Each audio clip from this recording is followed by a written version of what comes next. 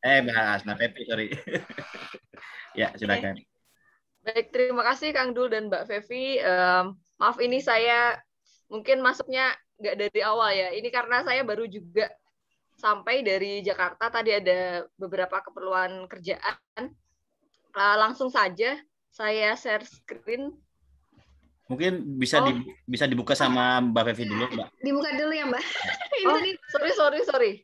Aku kira sudah dibuka. Takutnya saya ketinggalan tadi. Ini soalnya Zoom-nya lagi update semua ini. Oke. Bismillahirrahmanirrahim. Assalamualaikum warahmatullahi wabarakatuh. Waalaikumsalam warahmatullahi wabarakatuh. Selamat malam teman-teman sekalian yang sudah hadir dalam acara Ngobras, Ngobrol Asik bersama kontributor Mubadalah di sesi yang ke-6. Nah, di sesi yang ke-6 ini kita bersama dengan Mbak Hasna ya, kita akan membahas terkait perempuan dan politik perdamaian. Jadi kalau kita lihat di website Mubadalah itu salah satu tema yang kita bahas adalah terkait perdamaian. Di antara lainnya juga ada toleransi, kemanusiaan, dan juga keadilan gender. Nah, pada kesempatan kali ini, pada malam hari ini, kita akan ngobrol banyak dengan Mbak Hasna terkait isu perdamaian ini dan isu politik perdamaian ya.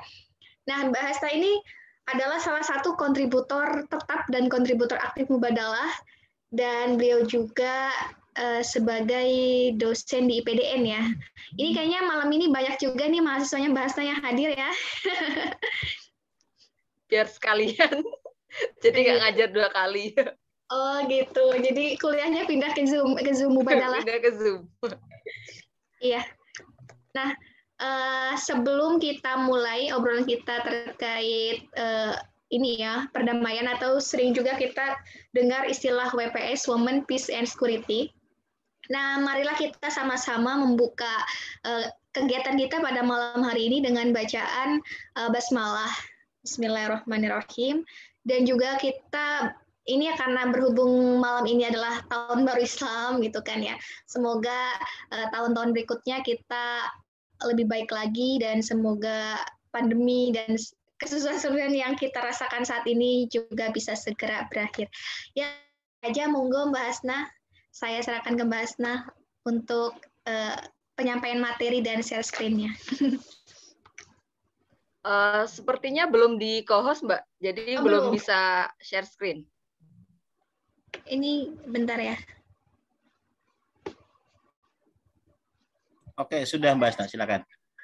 Oke, terima kasih Kang Dul. Baik semuanya, Assalamualaikum warahmatullahi wabarakatuh dan selamat malam. Terima kasih sudah Mubadalah sudah menyediakan platform untuk saya sharing dan diskusi ya. Ini mungkin audiensnya beragam, ada juga yang saya minta mahasiswa saya untuk hadir karena temanya pas sekali dengan konteks pembangunan politik. Saya kan ngajar pembangunan politik juga dan ini salah satu materi yang akan saya sampaikan dalam 1 semester begitu. Jadi biar sekalian, biar saya nggak kerja 2 kali. Jadi biar semua juga bisa mungkin bisa diskusi bareng-bareng begitu. Nah, untuk mengefektifkan waktu, saya akan sharing screen sekarang.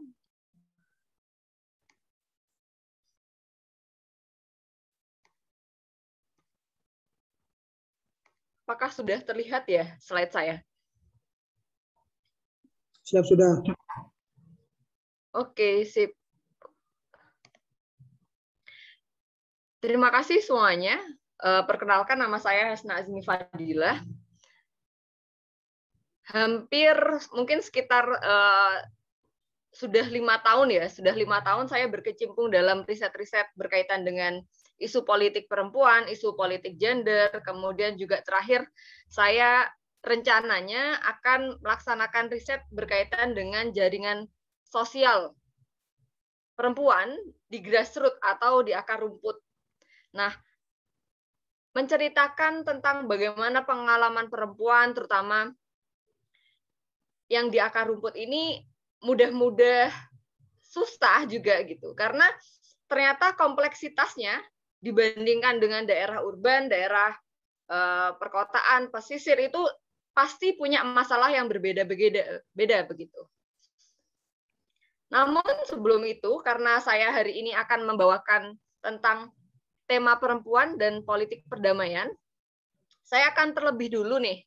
Ini kan semuanya yang datang dan hadir itu punya latar belakang berbeda.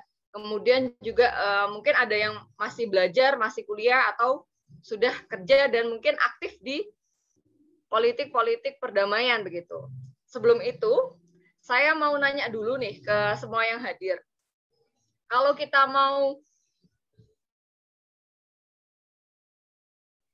mendefinisikan perdamaian itu sendiri, apa sih kata yang tepat untuk mendeskripsikannya?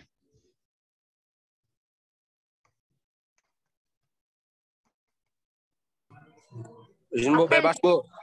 Ya, boleh? Izin Bu, menurut saya bebas Bu. Bebas. Ketika semua orang bebas, kemudian itu sudah pasti damai.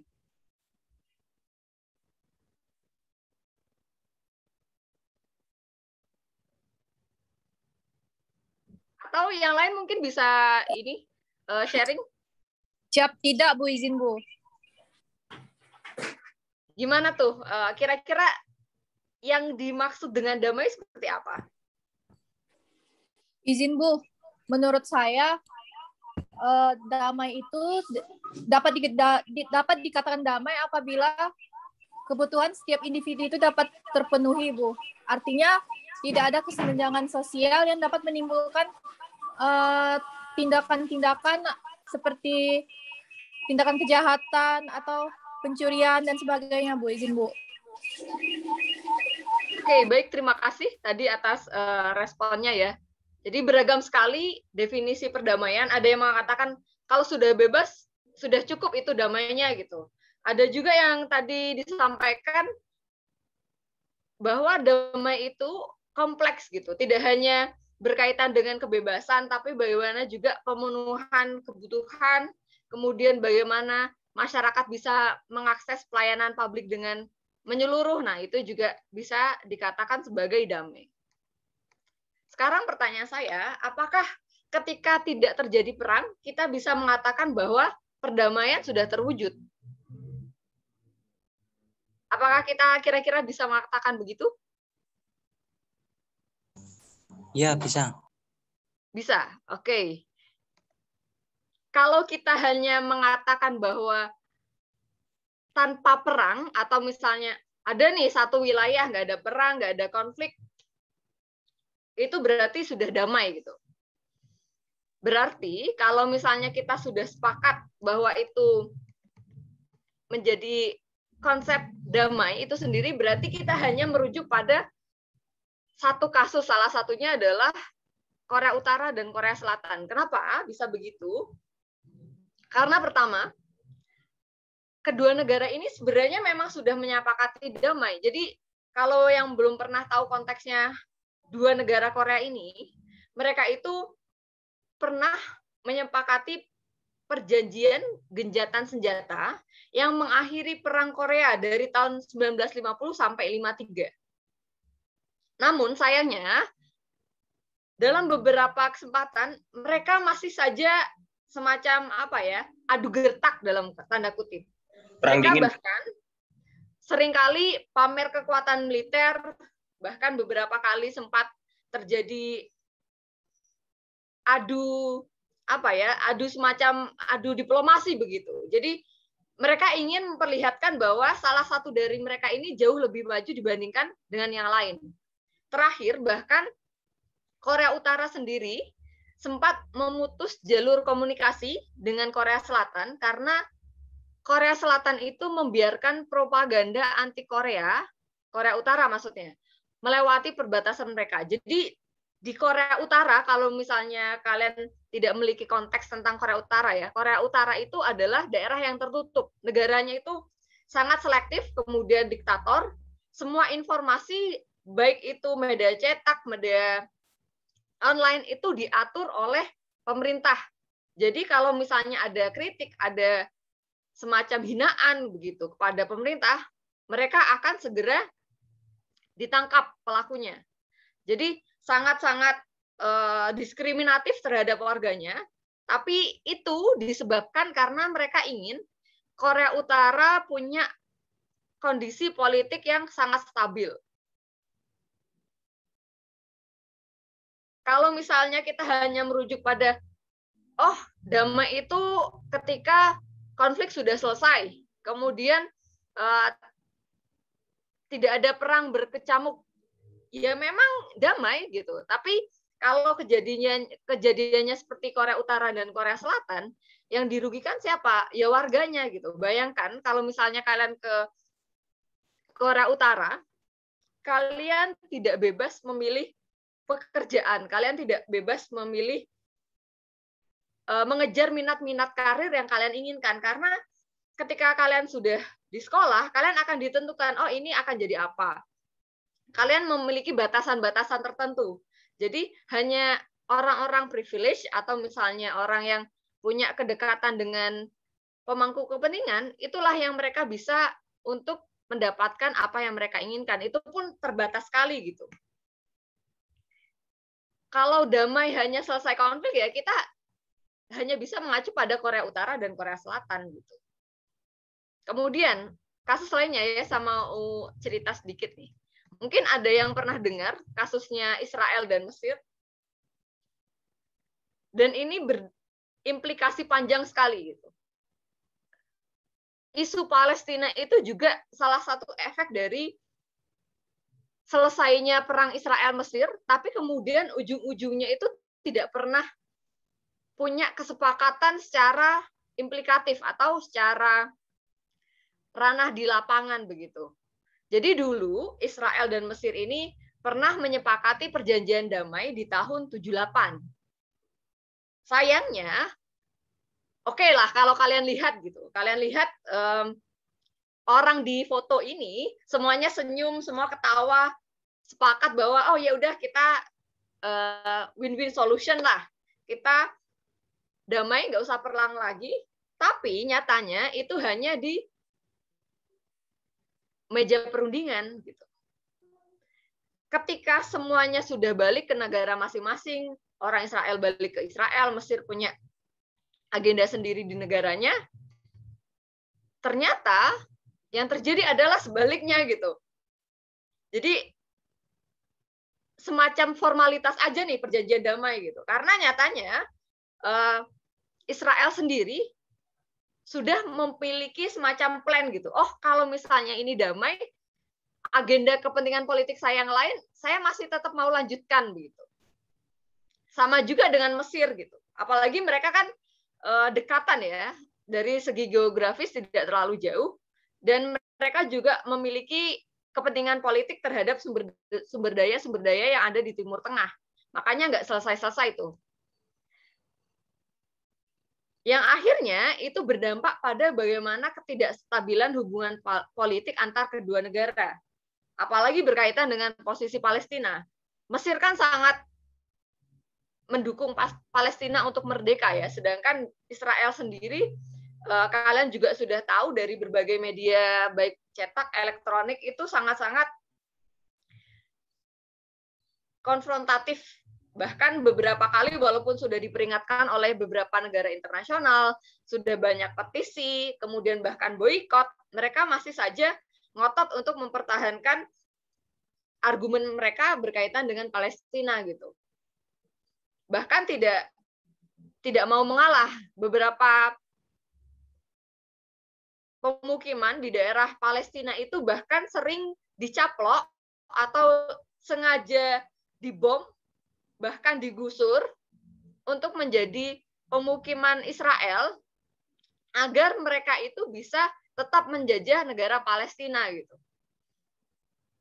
Nah, ini kan membuktikan bahwa oke, perjanjian damai memang sudah ditandatangani, konflik sudah berakhir, perang usai, tapi masih tetap saja fragile atau misalnya perjanjian damai itu tidak memiliki kekuatan penuh, terutama di grassroots atau akar rumput.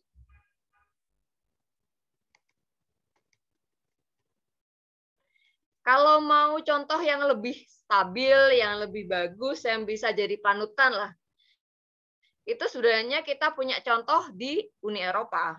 Uni Eropa sendiri, dulu kan pernah mereka saling bertengkar atau saling berperang ketika Perang Dunia Kedua. Banyak negara-negara di Eropa itu hancur lebur, bahkan mereka bangkrut, habis uang hanya untuk membeli perlengkapan perang, kemudian senjata dan sebagainya gitu. Nah, yang menarik justru ketika sudah selesai Perang Dunia Kedua, akhirnya mereka menemukan titik terang. Beberapa negara ini sepakat, wah ini kayaknya kalau perang kita bakal bangkrut nih. Kalau misalnya kita terus-menerus membiarkan ini terjadi, yang ada ya justru masyarakat akan menderita begitu. Akhirnya kesepakatan yang mereka istilahnya setujui diwujudkan dalam bentuk organisasi regional.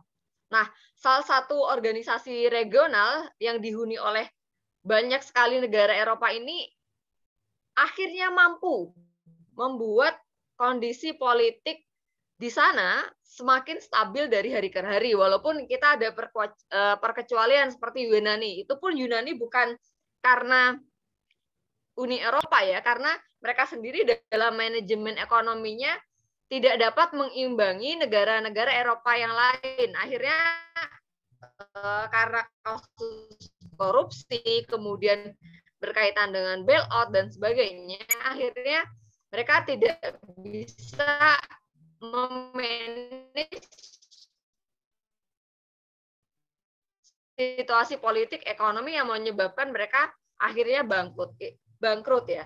Ataupun walaupun begitu, Uni Eropa sendiri tetap sampai akhirnya mulai sedikit-sedikit bangkit. Kemudian apalagi Yunani kan menjadi sebuah destinasi wisata yang sangat populer gitu di Eropa. Tingkan ya kasus-kasus konflik atau misalnya perang yang berakhir damai, contoh real yang paling stabil hanyalah di Uni Eropa gitu. Rata-rata yang lain justru kesulitan, bahkan masih memendam semacam dendam politik yang sampai sekarang itu membuat mereka semakin sering melakukan konfrontasi dengan satu pihak dengan yang lain. Padahal kalau misalnya kita lihat, yang memerintah itu elit, yang meminta untuk perang itu elit, tapi yang menjadi korban justru adalah sebagian besar warga negara biasa.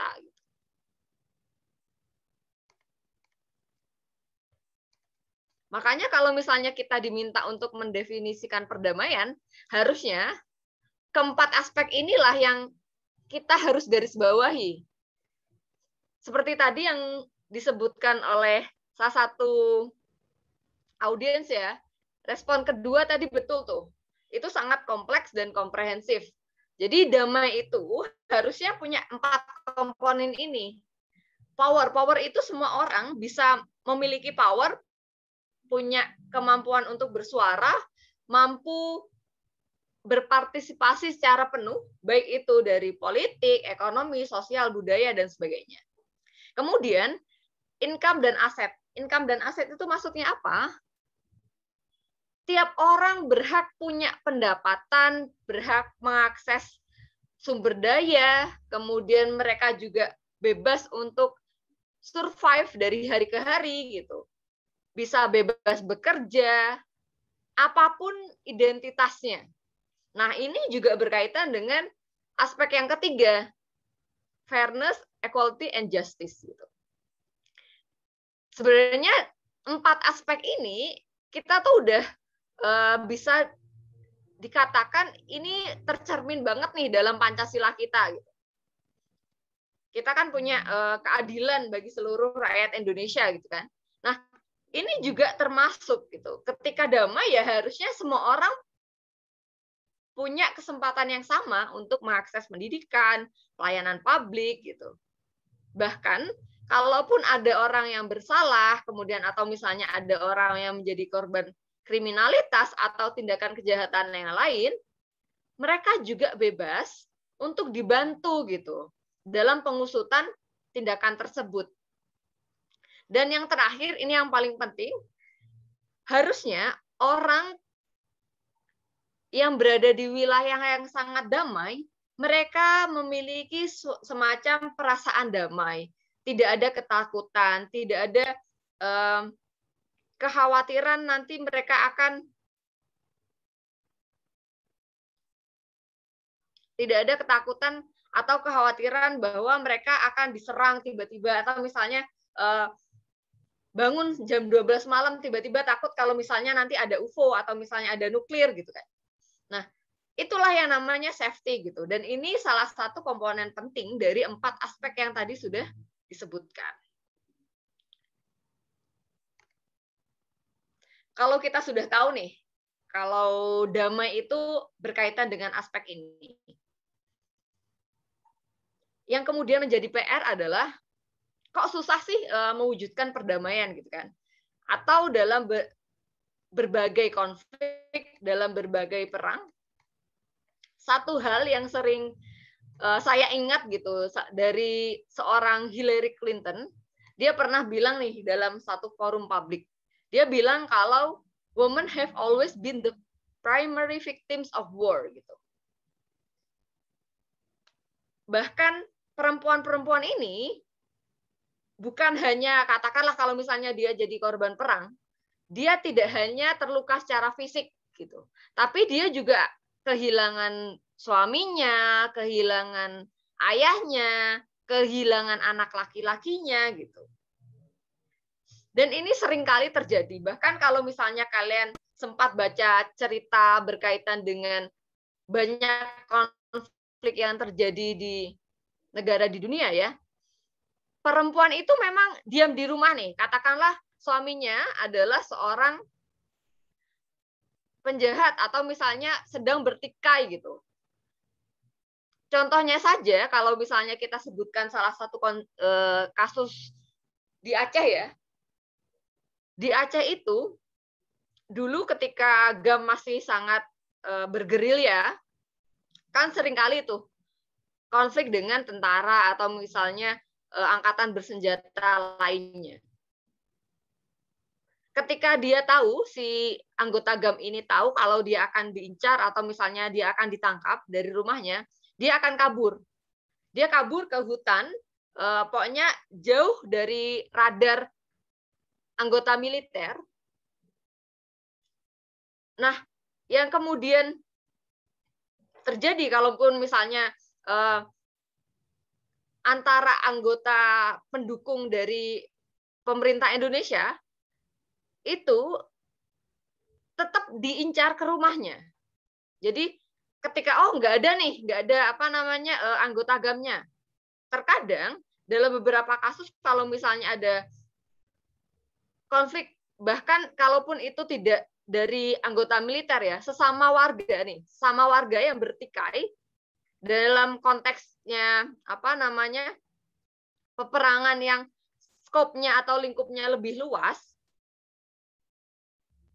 si orang yang tidak bisa menangkap anggota GAM tersebut tidak tinggal diam. Oh, kalau misalnya orangnya nggak ada, terus kemudian lari gitu. Atau misalnya kabur nyari orangnya. Enggak. Dalam banyak kasus, justru yang menjadi korban berikutnya adalah si istrinya atau misalnya anak perempuannya. Apa yang terjadi? Kadang mereka ini diperkosa. Kadang mereka kemudian dilukai gitu. Atau dianiaya untuk mengancam si laki-laki tadi gitu. Mengancam ayahnya, mengancam suaminya gitu. Dan itu menjadi taktik atau strategi bagi orang yang tidak bisa menangkap si buronan tadi gitu. Yang akhirnya menjadi korban lainnya adalah si perempuan gitu. Jadi walaupun si perempuan itu tinggal di rumah, ya tetap saja menjadi korban. Bahkan traumanya mungkin kalau misalnya oke lah, konflik sudah selesai, perang sudah tidak terjadi lagi gitu.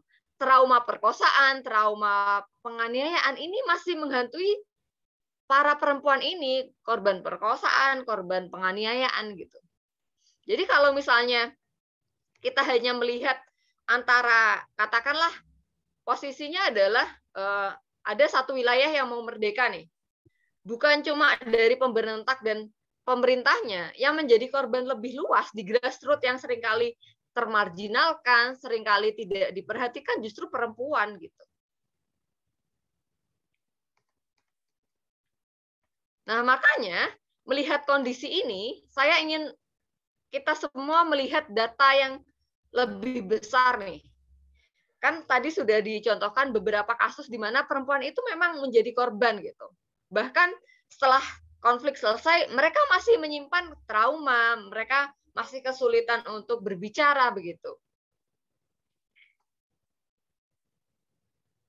Dalam perkembangannya, karena banyak kasus terjadi, kemudian banyak sekali perempuan menjadi korban, akhirnya dalam perkembangan dari tahun ke tahun, semakin banyak perempuan yang bergerak untuk menyuarakan keadilan. Ingin menyuarakan bahwa konflik itu harus selesai gitu. Sudahlah, nggak usah perang terus-menerus gitu. Namun sayangnya, seringkali mereka itu dipinggirkan gitu. Banyak orang yang ingin menyuarakan perdamaian, ingin menjadi mediator perdamaian, tapi ya seringkali nggak dikasih gitu. Bahkan udahlah kalau misalnya ikut rapat, seringkali perempuan ditaruh mana? Jadi seksi konsumsi gitu. Ngasih snack, ngasih minum, selesai gitu. Tapi suaranya tidak didengarkan. Makanya kalau misalnya kita lihat data yang sekarang, persentase perempuan yang menjadi negosiator itu cuma 13%. Yang menjadi mediator konflik di data global ya, ini bukan cuma di Indonesia nih. Di data global baru 4%. Dan kelompok perempuan yang bisa menandatangani perjanjian damai itu baru 3%. Bisa dibayangkan betapa sedikitnya peran perempuan, padahal mereka itu juga banyak yang menjadi korban gitu. Tapi selama ini ya itu tadi, suaranya termarginalkan, kemudian isu-isu mereka tenggelam begitu saja karena mereka tidak dilibatkan gitu. Jadi yang kita hanya dengar ya sebatas itu menjadi korban, kemudian apa namanya mereka hanya bisa menangis gitu kan. Seringkali kita lihat foto-foto orang yang menderita karena perang, tapi kemudian ketika mereka terlibat dalam negosiasi, kemudian mereka mengikuti mediasi konflik, itu tidak pernah digambarkan dalam media gitu. Wah, itu nggak populer banget tuh isunya. Jadi seringkali ya kita hanya diem aja, tidak pernah mendukung perempuan untuk terlibat langsung bagaimana cara penyelesaian konflik secara lebih luas. Padahal kalau misalnya kita telisik lebih jauh, penderitaan perempuan itu juga tidak kalah besar begitu. Apalagi dalam situasi yang berkecamuk, kemudian mereka tidak punya semacam daya upaya gitu, aksesnya terbatas gitu. Ya akhirnya mereka kembali miskin, bahkan walaupun katakanlah suami atau ayahnya sudah meninggal ya, yang tetap hidup perempuan, tapi kemudian yang terjadi adalah dia tidak berdaya, dia tidak punya uang, dia kemudian tidak bisa mengakses apa-apa gitu, pelayanan publik hilang gitu kan.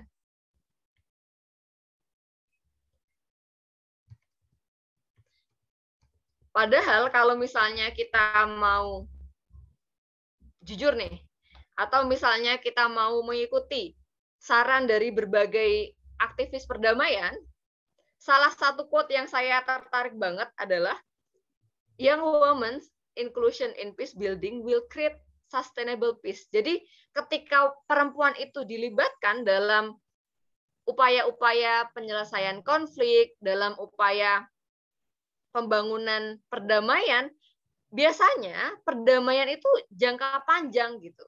Justru lebih awet gitu. Perdamaiannya lebih awet karena perempuan itu biasanya punya naluri untuk merawat, melindungi gitu. Rata-rata perempuan itu nggak egois. Mungkin kita semua sangat ingat ya, katakanlah kita punya ayah atau misalnya yang punya ibu gitu. Sering nggak sih kalau misalnya ibu kita ikut acara, misalnya arisan gitu. Arisan kan seringkali bawa pulang snack tuh. Sering nggak kalau misalnya ibu itu pulang dari arisan bawa snack, apakah beliau itu hanya ngasih satu snack di kotak itu atau biasanya masih utuh? Seringkali kan masih utuh ya.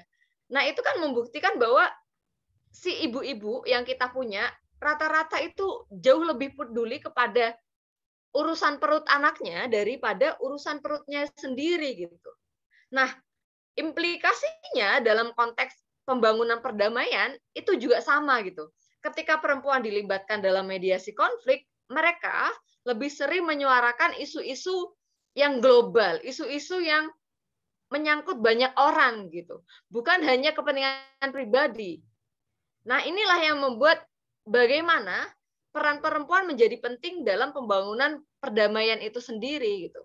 Sekarang kita lihat lebih dekat bagaimana studi kasusnya di berbagai negara. Ini yang paling dekat nih. Tadi saya sudah sempat nyinggung tentang Aceh. Aceh adalah salah satu daerah yang dulunya konfliknya berkepanjangan, terutama antara Agam dan pemerintah Indonesia gitu. Namun dalam dinamikanya justru perempuan-perempuan Aceh sangat aktif dalam melibatkan diri untuk membangun perdamaian dan ingin isu-isu perempuan itu terus bergaung. Bahkan awalnya ada satu kesempatan ketika dulu itu kan informasi di media tidak sebebas sekarang ya. Dulu terbatas sekali internet. Jangankan internet, mungkin smartphone belum ada gitu. Nah, ketika konflik itu masih kuat sekali di daerah Aceh, ada 2 orang perempuan, 2 orang perempuan ini bukan aktivis, beliau bukan orang biasa, tapi kemudian beliau ini diundang oleh salah satu kantor pemerintah di Indonesia untuk ditanyai gitu. Bagaimana sih perkembangan Aceh sekarang? Nah, yang menarik ketika dia cerita, ibu-ibu ini cerita, bukan perkembangan Aceh yang mereka ceritakan, tapi bagaimana penderitaan mereka karena menjadi korban dari konflik yang ada di Aceh. Jadi keduanya ini kehilangan suaminya. Di samping itu, anak-anak mereka kesulitan sekolah. Mereka sendiri untuk mendapatkan pelayanan publik juga tidak maksimal gitu. Dari suara-suara itu kemudian orang Jakarta baru ngeh gitu. Oh, ternyata konflik di Aceh ini sangat besar juga ya gitu. Sebelumnya mereka hanya tahu orang Aceh ini memberontak, makanya tentara dikirim ke sana gitu, titik gitu. Jadi suara masyarakat selama ini, terutama yang menjadi korban ya, selama ini terkubur gitu. Tapi kemudian dari situ kemudian banyak orang-orang Aceh, terutama yang perempuannya, sudah mulai mau bersuara. Bahkan kemarin saya sempat ikut acaranya Bu Nyai Surayah ya, beliau juga salah satu aktivis perdamaian di sana. Nah, ini kan membuktikan bahwa tiap konflik ketika perempuan ikut bersuara, kondisinya akan jauh lebih baik. Bahkan ketika akhirnya perjanjian damai antara pemerintah Indonesia dengan Aceh sudah diteken atau sudah ditandatangani, mereka semakin aktif untuk menyuarakan gitu.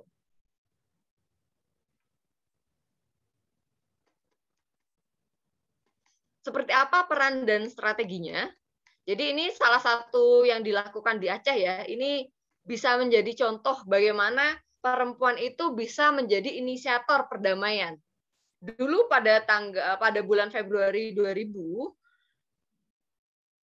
para perempuan Aceh yang hebat-hebat ini bahkan sempat menghadiri yang namanya atau membentuk yang namanya Kongres Perempuan Aceh. Yang ikut luar biasa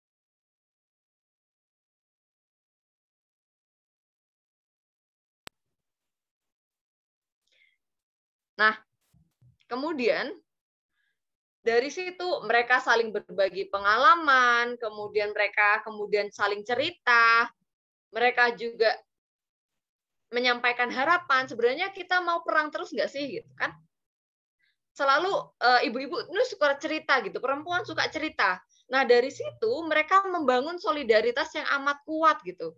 Bahkan mereka menyerukan untuk melakukan prioritas dialog gitu. Mau perang sampai kapan? Mau melakukan senjata itu sampai kapan gitu.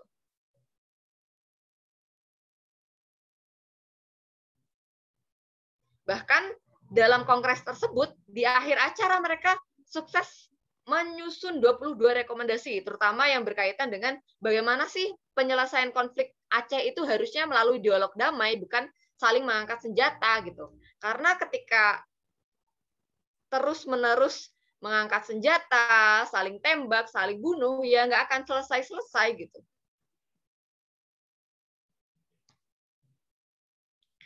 Itu tadi contoh dari Aceh. Kalau misalnya kita mau lihat yang lingkupnya lebih luas atau di tingkat global, kita punya contoh kasus di Syria atau Suriah, walaupun sampai sekarang kondisinya masih belum stabil ya.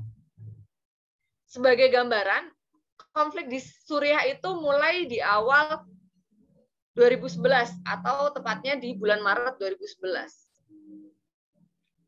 Sampai sekarang ada sekitar 5 juta warga Suriah itu sudah meninggalkan negara mereka gitu karena kondisinya sudah tidak aman, mereka juga terancam, ketakutan terus-menerus, bahkan masalah lainnya adalah terkait dengan krisis pangan, mereka juga nggak bisa sekolah anak-anaknya, air bersih juga susah gitu. Bahkan hal ini membuat perempuan menjadi korban lagi gitu. Dari keluarga miskin mereka melihat bahwa anak perempuan ini beban. Ya udahlah biar tidak menjadi beban dinikahkan aja biar keluarga si anak perempuan itu dapat mahar atau dikasih uang gitu dari si laki-laki. Bahkan dalam beberapa kasus itu dipaksa mereka. Kalau nggak mau ya udah nanti saya akan tetap kasih kamu gitu.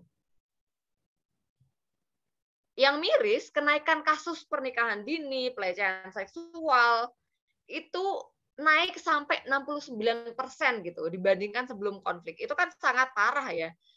Hampir di atas 50% gitu. Tapi dalam perkembangannya, ketika melihat bagaimana perempuan menderita, kemudian bagaimana mereka kesulitan mengakses pelayanan publik, akhirnya orang-orang yang punya pemikiran visioner muncul. Salah satunya adalah Raja Al-Tali. Raja Al-Tali ini adalah dulunya dia itu hanya seorang gadis biasa. Ketika usia 12 tahun, ayahnya itu ditangkap oleh pemerintah karena menjadi bagian dari partai politik. Kenapa ditangkap? Karena di sana itu kan sangat otoriter. Wah, kalau misalnya kelihatan ada orang yang ingin melawan pemerintah, mendingan diamankan deh daripada nanti dia ngomporin orang lain, kemudian dia berbuat rusuh begitu. Akhirnya si Raja Atali ini mempelajari bagaimana konflik yang ada di Suriah, situasi politik yang ada sekarang, memaksa dia untuk, wah saya nggak bisa tinggal diam gitu. Akhirnya dia berani bersuara, dan bahkan sekarang dia adalah salah satu advokat yang memperjuangkan isu-isu perempuan di PBB. Jadi di PBB itu ada 12 anggota Dewan Penasehat Perempuan. Nah, salah satunya adalah si Raja Al-Tali ini gitu. Dia tuh sangat kekeh, dia ingin bahwa sudahlah Suriah itu sudah porak-poranda, kita mau apa lagi gitu kan. Terutama perempuannya itu menderita, banyak yang menjadi janda, bahkan yang miris itu saya pernah baca salah satu artikel. Sekarang kan lagi COVID ya, sekarang lagi COVID, kemudian akhirnya banyak tenaga kesehatan mereka itu cari aman karena posisi mereka genting, akhirnya wah ini nggak bisa nih kalau misalnya kita bertahan gitu. Fasilitas kesehatan yang mereka punya itu sedikit, dan kalau misalnya tetap bertahan pun nggak bisa nolong banyak orang gitu. Akhirnya banyak tenaga kesehatan balik ke daerahnya masing-masing dan tidak banyak yang berjaga atau standby di pusat-pusat kesehatan. Suatu hari ada seorang ibu yang sudah hamil tua datang gitu. Datang posisi sudah pendarahan karena mau melahirkan, ketika di depan pintu tidak ada yang standby gitu. Pun kalau misalnya ada yang standby, dia sibuk merawat pasien yang lain gitu. Si ibu ini karena sudah tidak kuat ya, dia cuma diam gitu. Tapi di satu sisi dia itu diam bukan karena tidak saya tidak membutuhkan pertolongan, karena dia fisiknya sudah sangat lemah. Akhirnya yang terjadi adalah si ibu itu meninggal di tempat gitu. Bayangkan betapa banyaknya korban, bukan cuma dari konflik ya, tapi implikasi panjang dari konflik gitu yang menyebabkan fasilitas kesehatan lumpuh, kemudian tenaga kesehatan juga sedikit gitu kan. Dan itu sampai sekarang masih terjadi gitu di Suriah. Makanya kita butuh orang-orang seperti Raja Al-Tali ini untuk memperjuangkan, menyuarakan apa sih yang terjadi sebenarnya di Suriah gitu. Biar orang-orang elit di sana, kemudian orang yang punya kebijakan otoritas untuk mengambil kebijakan itu bisa mengambil kebijakan yang betul-betul menyuarakan perdamaian gitu. Masa sih mau perang terus-menerus sampai kapan gitu kan? Nah, terakhir PR kita semua adalah bagaimana kita itu memastikan isu-isu perempuan dalam penyelesaian konflik, dan bagaimana kita juga bisa nih saling mendorong antar sesama kita, bukan cuma perempuan saja ya, terutama perempuan juga, untuk lebih aktif dalam proses perdamaian. Yang pertama, kita harus apa? Kita harus melakukan prioritas agenda gitu. Tadi kan saya sudah cerita nih, banyak banget isu-isu perempuan akhirnya tenggelam gitu. Karena ya tidak pernah disuarakan. Kalau misalnya perempuan disuruh ikut rapat, suruh ikut dialog, ya cuma disuruh untuk bikin minum, selesai gitu. Tapi tidak pernah ditanya, kamu pengen apa gitu, isu-isu apa yang harusnya itu kita bicarakan tuh nggak ada gitu. Nah, yang pertama kita harus prioritas nih. Oh, isu-isu perempuan tuh harus ada gitu. Kemudian tidak hanya itu, organisasi sipil juga harus dilibatkan gitu. Karena mereka jauh lebih independen, tidak punya kepentingan. Mereka juga kedepannya ketika sudah konflik selesai, mereka masih bisa memonitor proses perdamaiannya agar terus terjadi gitu. Jangan sampai dalam sekian waktu sempat damai kemudian konflik lagi gitu. Kan nggak selesai-selesai. Kemudian terakhir, kita juga bisa melibatkan pakar.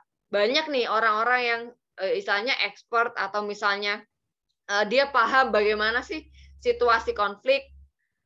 Tapi di satu sisi lain kan seringkali warga ini menderita tapi dia tidak berani bersuara gitu. Ya khawatir, ya takut, ya trauma. Ya akhirnya kita butuh orang ketiga yang bisa membantu menyuarakan aspirasi mereka gitu. Makanya kedepannya kita juga butuh ahli-ahli yang tahu gender, juga pakar inklusi, agar kedepannya isu-isu perempuan dan anak-anak ini selalu masuk agenda, terutama dalam resolusi konflik seperti itu. Nah, itu saja penyampaian dari saya. Materinya semoga sudah cukup membahas dan menganalisis berkaitan dengan perempuan dan proses perdamaian itu sendiri. Selanjutnya saya serahkan kepada Mbak Fevi untuk melanjutkan. Mbak Fevi, silahkan. Terima kasih Mbak Hasna, mantap sekali ini materinya, padat dan bergizi. Ya, langsung saja buat teman-teman yang ingin bertanya, silakan langsung bisa raise hand ataupun di room chat juga boleh, silakan untuk bertanya. Nah, sebelum itu nih Mbak Hasna, saya mau nanya, ini Mbak Hasna kan sudah menjelaskan panjang lebar terkait perempuan dan perdamaian ya. Tadi juga banyak kisah-kisah yang menarik gitu kan ya. Nah, kalau kaitannya dengan mubadalah nih Mbak gitu kan ya, bagaimana Mbak Hasna membawa isu-isu perempuan perdamaian ini dengan perspektif mubadalah itu seperti apa?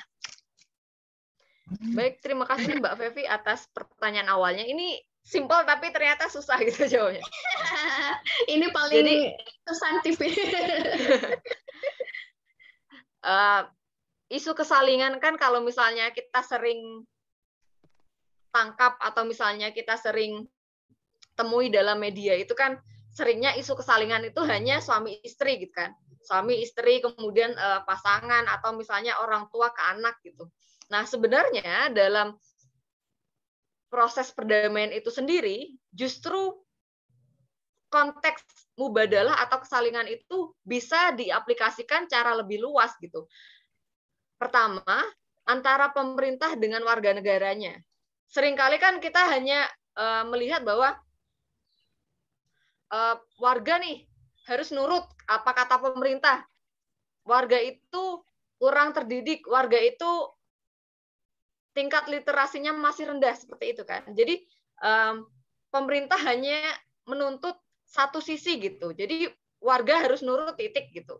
Padahal selama ini pemerintah juga tidak bertanya gitu. Katakanlah misalnya dari konflik gitu, konflik kemudian terwujud suatu perdamaian. Sekarang kalau sudah selesai konfliknya, kebutuhan warga itu apa? Apakah butuh sekolah? Kalau butuh sekolah, berapa banyak yang harus dibangun? Kemudian misalnya fasilitas kesehatan mau berapa gitu? Itu tidak pernah.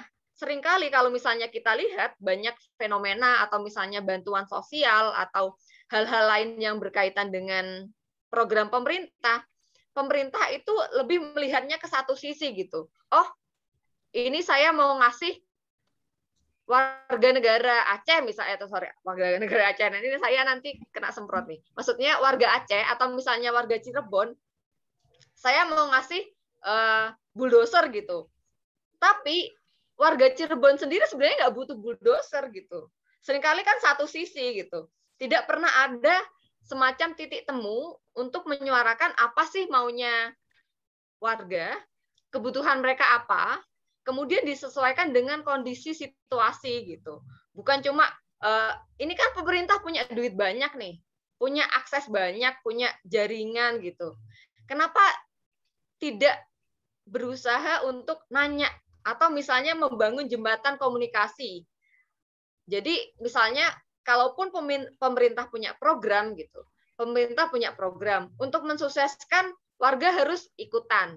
Caranya seperti apa? Itu kan harus dijelaskan gitu kan. Nah, itu seringkali tidak terjadi. Makanya dalam proses perdamaian harusnya pemerintah dengan warga itu saling gitu. Salingnya ya warga juga mau mendengarkan apa kata pemerintah, mau menyampaikan aspirasinya, mau menyampaikan kebutuhannya, pemerintah juga sama gitu. Pemerintah harusnya, oh kalau misalnya kamu butuh ini, kira-kira saya punya dana sekian nih, kira-kira program apa ya yang paling pas gitu. Itu harusnya yang sering harusnya secara ideal itu terrealisasi. Terutama kalau misalnya katakanlah dalam konteks perdamaian yang melibatkan lebih banyak pihak. Wah, apalagi itu. Kesalingannya harus dipupuk, harus dipelihara. Karena ya kalau mau menang-menangan ya nggak akan selesai gitu. Kalau misalnya tiap pihak mau egois, perang ataupun konflik tidak akan pernah usai gitu. Mungkin itu Mbak, semoga jelas ya, walaupun berat ini topiknya malam ini. Ya, ini topik malam ini cukup berat ya. Ini seperti benar-benar sedang kuliah di ruang kuliah dengan mahasiswa-mahasiswa dan juga teman-teman sekalian di sini kita mendengarkan terkait isu politik dan perdamaian seperti itu. Ya, silakan teman-teman. Barangkali ada yang mau bertanya, boleh banget ya. Boleh juga ditanyakan secara langsung atau ditulis di room chatnya Zoom ini. Nah, sebelum itu biar nggak ngobrol aja, mau dong itu dikasih reaksi nih, Mbak Hasna keren banget penjelasannya ini. Ini teman-teman di sini di Zoom ada tombol reaction, ini bisa dikasih love atau dikasih bunga mawar atau dikasih apa gitu. Biar makin semangat nih. Ini ada love, terus ada Mbak Hasna keluar ya?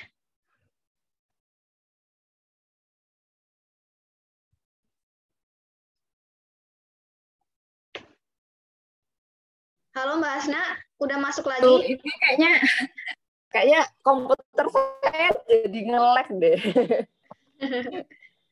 Dia pusing mungkin. Ini apa ya? Malam-malam materinya berat sekali. Jadi ikut. Berat. Betul sekali. Oke.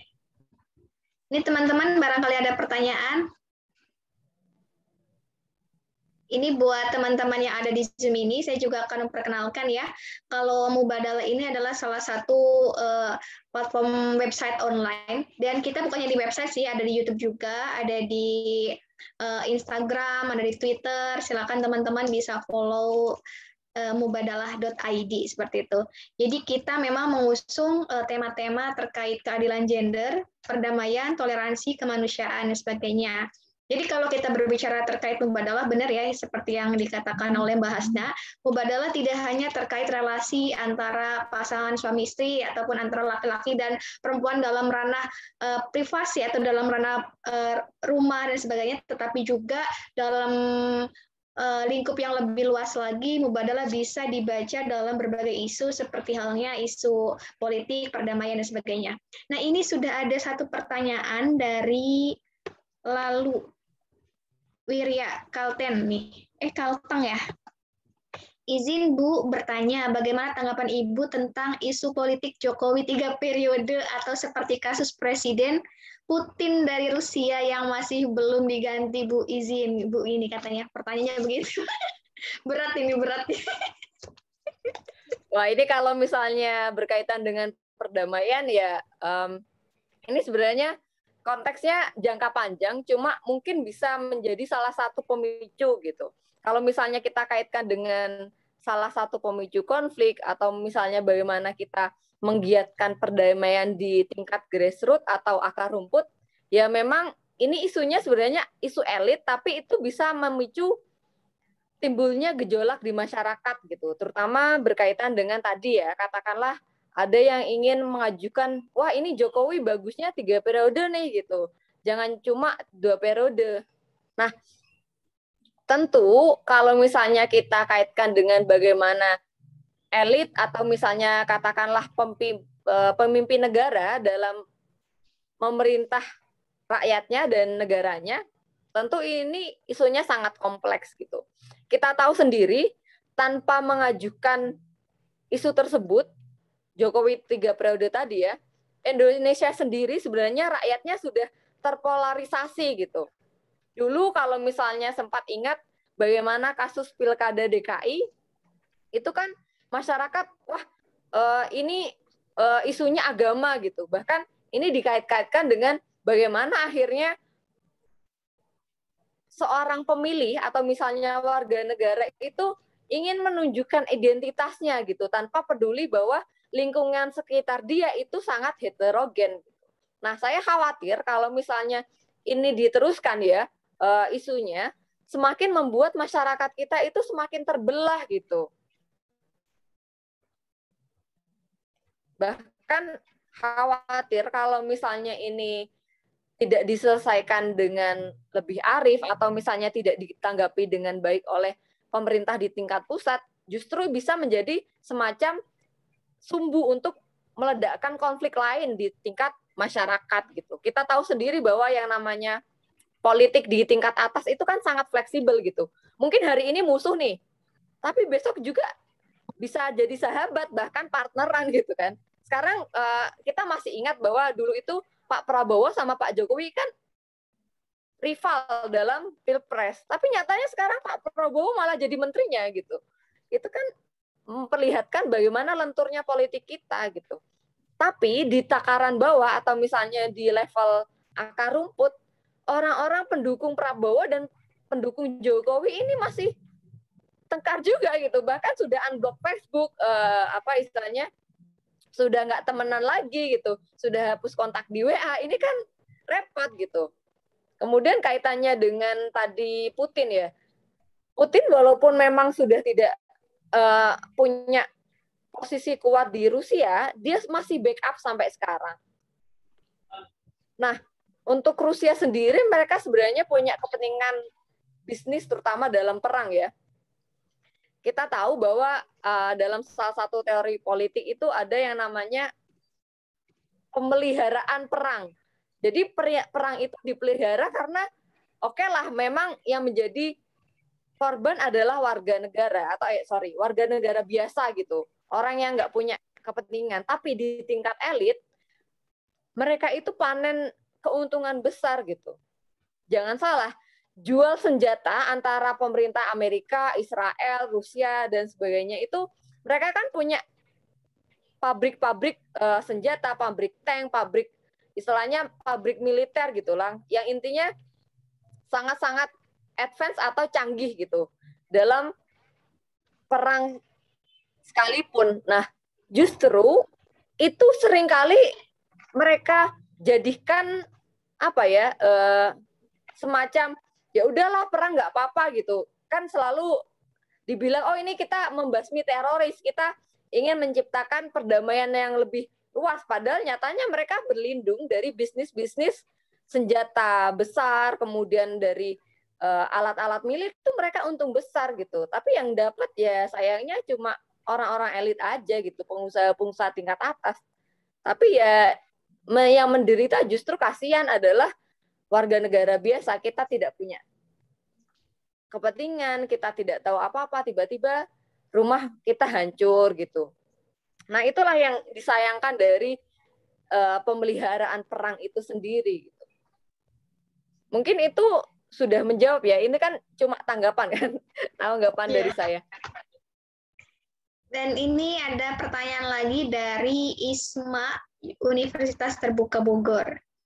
Assalamualaikum, Bu izin bertanya, kalau masalah Palestina dan Israel itu konflik seperti apa? Apakah bisa dilihat dari persepsi politik? Sepertinya sulit berdamai, mohon penjelasannya. Memang sampai sekarang kan isu Palestina dan Israel hingga kini gitu sangat fragile ya, atau misalnya sangat tidak stabil. Mungkin besok nih sepakat damai atau ya udahlah gencatan senjata, Israel nggak akan membombardir Palestina, ataupun misalnya dari Hamas tidak akan mengirim roket ke Israel gitu. Itu kan sering kali diulang-ulang, tapi kemudian masih aja ada konflik lagi. Kemudian tiba-tiba orang Palestina tetap dicegat, bahkan sampai sekarang hak-hak mereka itu dibatasi gitu kan. Nah, kenapa sampai akhirnya tidak pernah terjadi kesepakatan antara dua pihak ini? Karena ini saya nggak akan ngomongin berkaitan dengan isu agamanya ya, saya mengatakan atau misalnya menjelaskan dari isu politiknya ya.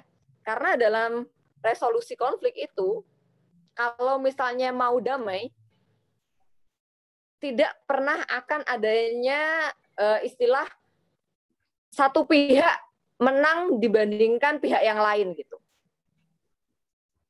Mau nggak mau mereka harus saling mengalah, mau nggak mau mereka harus berjiwa besar gitu.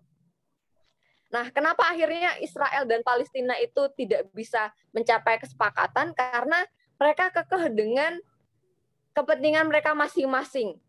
Jadi katakanlah biasanya dalam satu perjanjian damai atau misalnya negosiasi, kita akan menyampaikan apa saja yang kita inginkan, kemudian apa saja yang ingin kita toleransi begitu.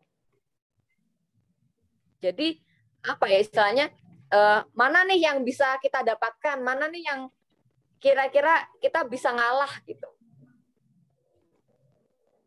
Nah, dalam berapa kali perundingan itu tidak pernah terjadi kesepakatan karena ya ngotot gitu. Pemerintah Israel ngotot, katakanlah kalau misalnya yang dimaui adalah 5 poin, ya 5 poin ini harus dipenuhi gitu. Mereka tidak mau ngalah sama sekali. Sama juga dengan pemerintah Palestina gitu. Jadi tidak ada ruang untuk negosiasi, tidak ada ruang untuk saling mengalah, yang akhirnya ya sampai sekarang. Jadi walaupun sudah gencatan senjata gitu kan, Israel mungkin janji saya nggak akan ngerusak rumah-rumah warga Palestina. Ya besok lagi akan seperti itu karena mereka tidak pernah ingin menyepakati apa yang mereka mau bagi dua gitu atau mau bagi rata. Gitu. Di satu sisi Israel itu nggak mau mengakui Palestina, di satu sisi yang lain Palestina juga tidak mau mengakui Israel gitu. Ya susah. Kalau mau damai ya Israel harus mengakui Palestina, Palestina harus mengakui Israel. Tapi kan sampai sekarang dua-duanya nggak mau mengakui satu sama lain ya sampai sekarang begitu. Kalau misalnya mau damai, apalagi berkesinambungan ya, jangka panjang ya kedua pihak ini harus ada di titik yang berjiwa besar dan oke lah gitu. Tapi ya sampai sekarang sulit gitu karena kedua pihak masih bersikeras gitu untuk ingin menghilangkan atau tidak ingin mengakui keberadaan satu sama lain. Begitu mungkin bisa menjawab ya, Isma. Ya, barangkali ada pertanyaan lagi. Jika tidak, ini sudah di jam 20:39 ya. Ini silakan bahasnya, barangkali ada closing statement sebelum kita menutup ngobrol asik pada malam hari ini. Terutama ini ya Mbak, cara yang bahasnya terkait bagaimana sih menuliskan ide-ide isu-isu perdamaian dan politik ini ke dalam tulisan yang ringan yang mudah dibaca oleh teman-teman gitu kan dalam platform media online seperti itu. Baik, terima kasih Mbak Fevi. Saya jawab dulu pertanyaannya sebelum masuk ke closing statement. Ya. Bagaimana menulis isu-isu politik dan kemudian berkaitan dengan perdamaian dalam tulisan ringan? Kita tahu tadi bahwa situasinya itu perempuan seringkali dimarginalkan, kemudian dalam banyak negosiasi konflik suaranya tidak pernah terdengar gitu. Bahkan kalau misalnya ngomongin politik pasti isunya berat sekali dan bahkan orang itu nggak tertarik gitu. Apa sih politik? Pasti membosankan. Kemudian kesannya politik itu berat, tidak enak untuk didengar gitu.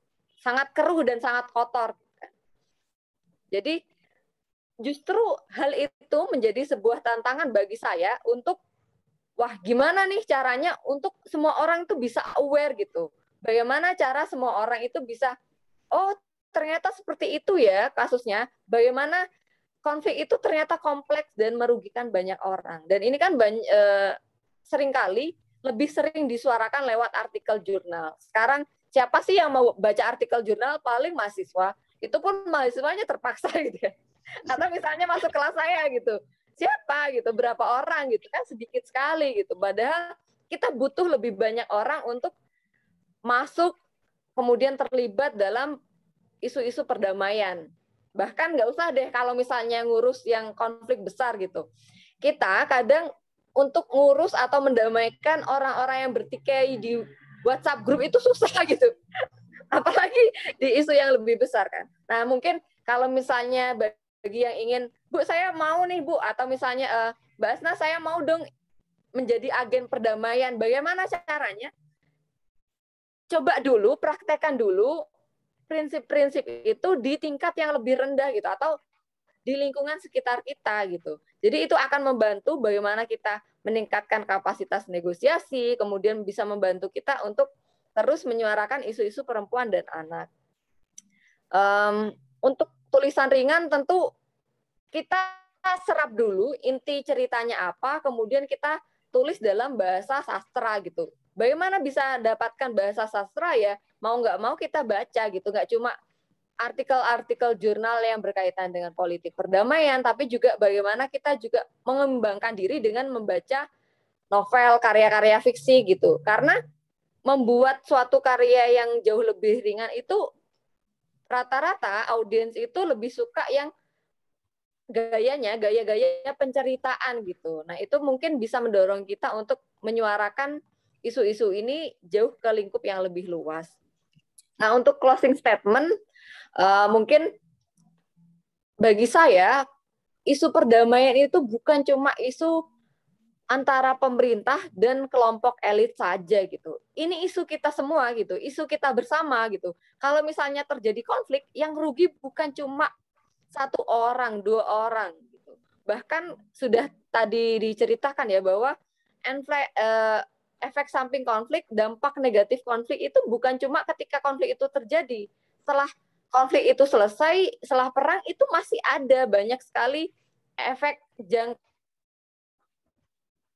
panjang yang justru merugikan masyarakat kita gitu. Kalau kita tidak mau ini terjadi, yuk kita suarakan isu-isu perdamaian, yuk kita terlibat langsung bahkan dalam lingkup sekecil apapun yang kita ada gitu. Kalau misalnya di sekolah ya sekolah, di lingkungan keluarga ya keluarga. Lakukan itu dari sekarang semaksimal apapun yang kita bisa. Mungkin itu saja dari saya Mbak Fevi.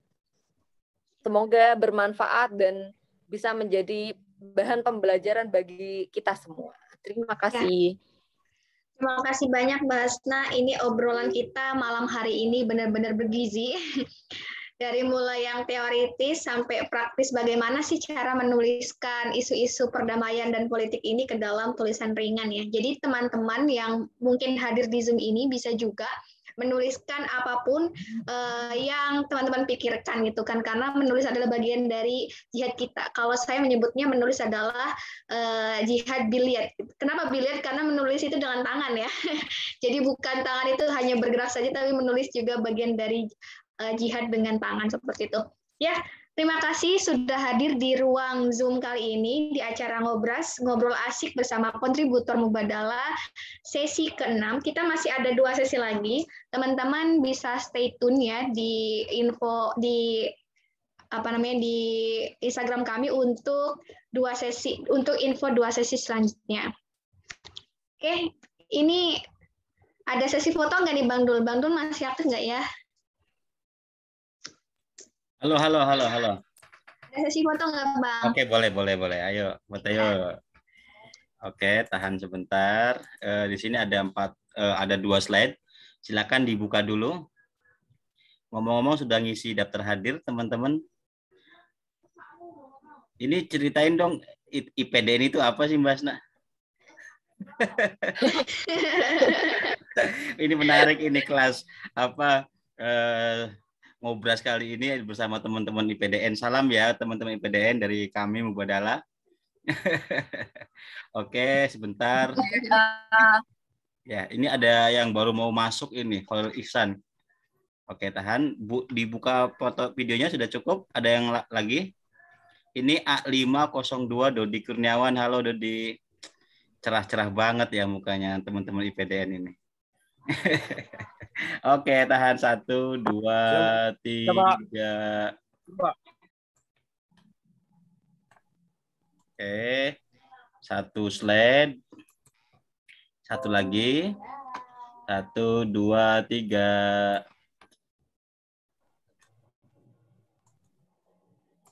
Ya, cukup. Terima kasih semuanya. Sampai ketemu di sesi berikutnya ya.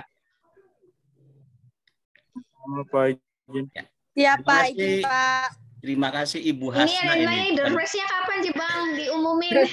Oh iya. Gimana Pep? Oh, ditanya ini Kang Dul, door prize-nya. Oke, nanti door prize-nya ini yang aktif, yang bertanya tadi ya. Silakan direfleksinya dan kegiatan ini silakan diunggah di media sosial masing-masing dengan hashtag Ngobras, lalu hashtag mubadalah.id, terus apa lagi ya Pep ya? Itu aja udah ya, cukup ya. Nah, silakan di Facebook, di Instagram ya, nanti ada door prize berupa buku dan kaos yang paling menarik. Nah, jika teman-teman refleksinya bagus dan cocok untuk di-upload di website kami Mubadalah, nah itu berkesempatan dimuat tulisannya. Begitu ya, silakan ditunggu ya. Terima kasih semuanya. jaga kesehatan dan tetap patuhi prokes. Wallahul muwaffiq ila thoriq. Assalamualaikum warahmatullahi wabarakatuh. Terima kasih Ibu Hasna. Ini saya kayaknya nggak rela manggil Mbak ini. Waalaikumsalam. Waalaikumsalam. Terima kasih Kandu. Waalaikumsalam. Dadah ya. Mari ya, saya tutup ya. Ya.